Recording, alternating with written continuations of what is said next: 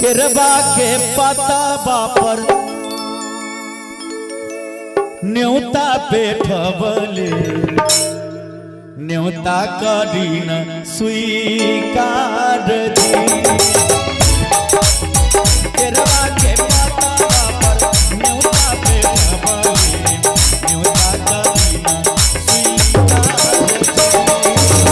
निहिना राजा मोरा आज गोसाइया निहिना राजा मोरा आज गोसाइया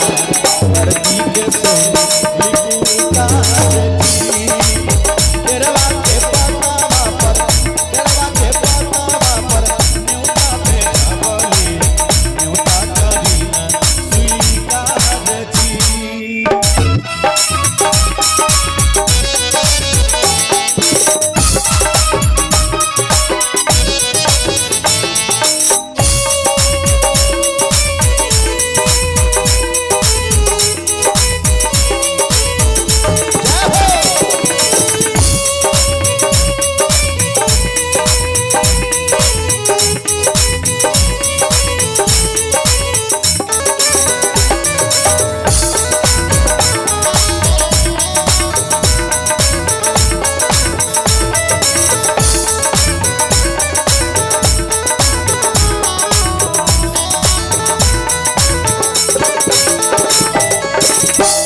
हम यार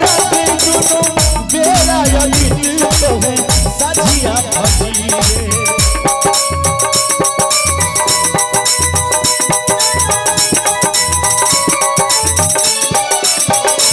हम यार दोनों बेरा यदि तो है साजिया फसीरे दूसरा यार मानव यसीसिया के गंगा के तीरे दिन के सहैया रोए रोग के हरैया से सज गई जोरे दी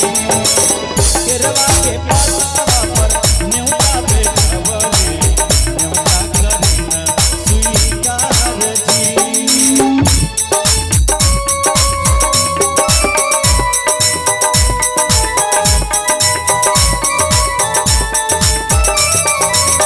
हे छठिया